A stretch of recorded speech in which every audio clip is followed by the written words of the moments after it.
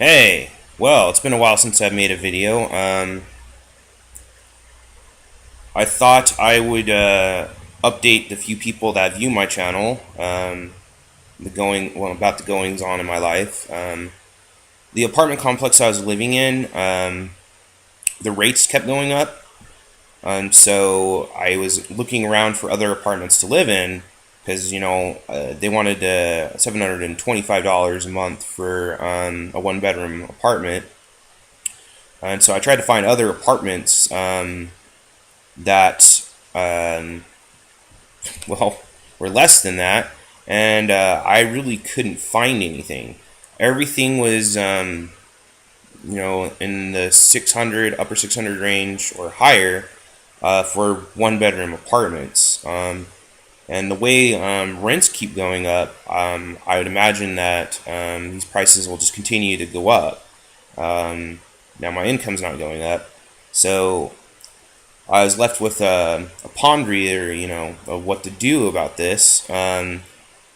So the solution I came up with was use my excellent credit, go to a local bank, and set up a loan so I could buy a house, which is what I did. So yeah, now I own a house, a two-bedroom house.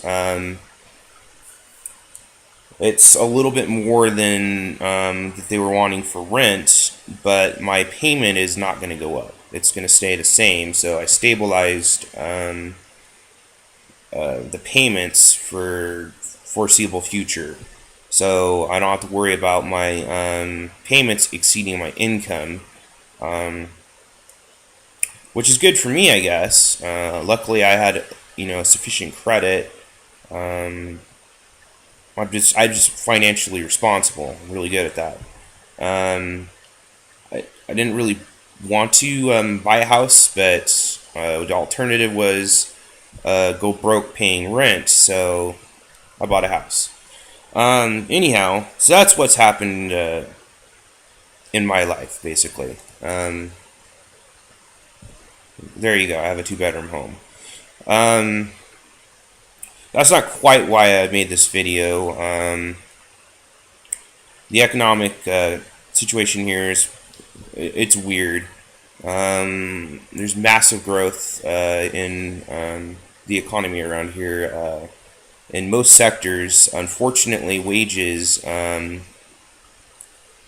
they're just terrible. They're stagnant. People are moving here from other states. Basically, what they're doing is they're selling their properties in those states. So, say you have a three-bedroom house in California that's worth $300,000-$400,000. Well, you could sell that home in California and move to Idaho and buy a mansion for $200,000. It's just economic reality. Idaho is kind of like a third world country. Yeah, anyhow, that said, this video is not so much about the local economy as it's about what's going on in Ukraine, why it's happening, and blah, blah, blah.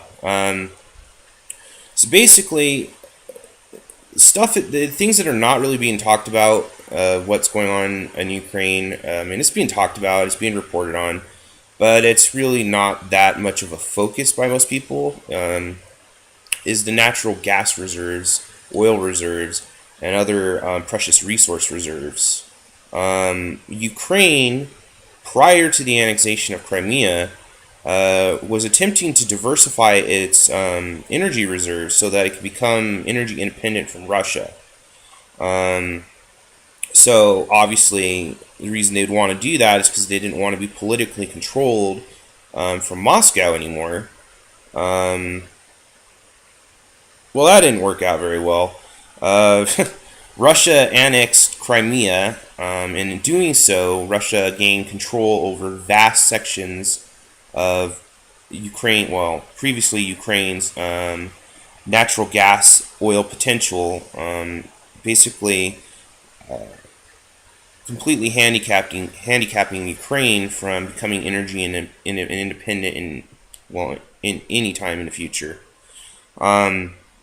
Current Russian actions, basically the continued effort to annex the eastern portion of Ukraine to basically build a land bridge to the new territory of Crimea, which is needed for both supplying Crimea with water power, basic infrastructure. I mean, it's a peninsula that's not connected to Russia. Now it's a Russian territory. They need to connect it to Russia, so Russia's doing what it's doing to take the land. And I'm fairly confident they're going to take the land. They will annex the eastern portion of Ukraine into Russia, and they'll have their corridor to the new Crimean territory with its natural wealth and resources, which will be exploited by Gazprom and other Russian corporations for the benefit of the Russian state. Meanwhile, they're still demanding Ukraine pay Russia $16 billion that they say Russia or Ukraine owes Russia. Basically, Ukraine's getting robbed by Russia, and there's not much they can do about it. So the U.S. is probably going to end up sending weapon systems, Patriot missiles, armored battalion tanks, most likely anti-aircraft weaponry systems, because I'm sure the Russians are going to come in with their air force eventually, in an effort to not really achieve a Ukrainian victory, because I don't see how Ukraine can actually repel Russia. Even with our weapons, I don't see how they can do it. Maybe they could. I don't see how.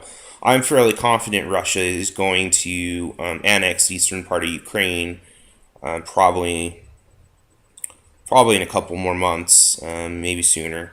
The territory will become part of Russia, and they'll have a land bridge to Crimea. I'll have some links down below talking about the natural resources Ukraine lost with the annexation of Crimea. Also, some articles about other resources that's within the new territory of, I guess, what was it, Novorossiya or New Russia, that eastern Ukraine, but it's gonna be it's gonna be Russia soon. They're gonna annex it. So this will give Russia effective dominance of the gas, oil sectors for the foreseeable future, which is, of course, Russia wants this as a bargaining chip with Europe. You know, it is what it is. Anyhow, so the articles are down below. I've got a bunch of them from New York Times, Reuters.